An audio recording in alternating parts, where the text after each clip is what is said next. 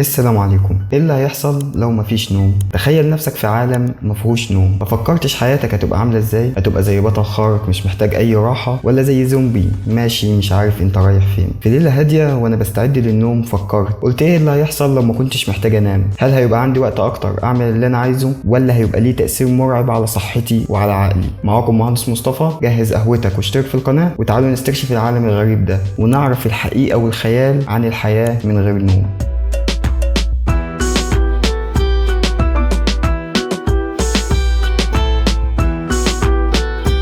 في الأول كده ليه بنحتاج ننام؟ الجسم البشري معقد جدا والنوم جزء أساسي منه. لما بننام الجسم بيصلح نفسه وبيجدد الخلايا وبيخلي المخ يعالج المعلومات ويخزن الذكريات. انت تعرف ان النوم وقلته بيسبب الهلاوس وبتضعف القدرة على اتخاذ القرار وبتزيد من خطر الأمراض المزمنة. فعلا النوم مش رفاهية بل ضرورة حيوية، وفي قصص كتيرة عن ناس حاولوا يتحدوا الطبيعة ويعيشوا من غير نوم لفترات طويلة جدا. ومن أشهر القصص دي تجربة لراجل اسمه راندي. الراجل ده حاول يكسر الرقم القياسي في العيش من غير نوم. بعد 11 يوم بالظبط عانى من هلاوس وفقدان الذاكرة المؤقت. تخيل تكون عايش في عالم كل يوم فيه بيبقى زي حلم مش واضح. في عالم الخيال العلمي في تقنيات وأدوات ممكن تخلي الناس تستغنى عن النوم. مثلا ايه ممكن يحصل لو اكتشفنا دواء بيجدد الخلايا اللي موجودة في العقل ويخليها تتجدد تلقائي زي النوم بالظبط؟ هل هيبقى عندنا وقت لا نهائي نحقق فيه أحلامنا؟ بس لازم نسأل نفسنا، هل في دواء ممكن يعوض السحر الغامض اللي بيحققه النوم؟ رغم ان الافكار الخياليه دي مثيره، الحقيقه ان النوم جزء اساسي من حياتنا. تجربه الحياه من غير نوم ممكن تكون مغريه، لكن ليها مخاطر كبيره جدا على صحتنا العقليه والجسديه. عشان كده المره الجايه اللي بتحس فيها انك نعسان افتكر ان النوم مش مجرد وقت ضايع،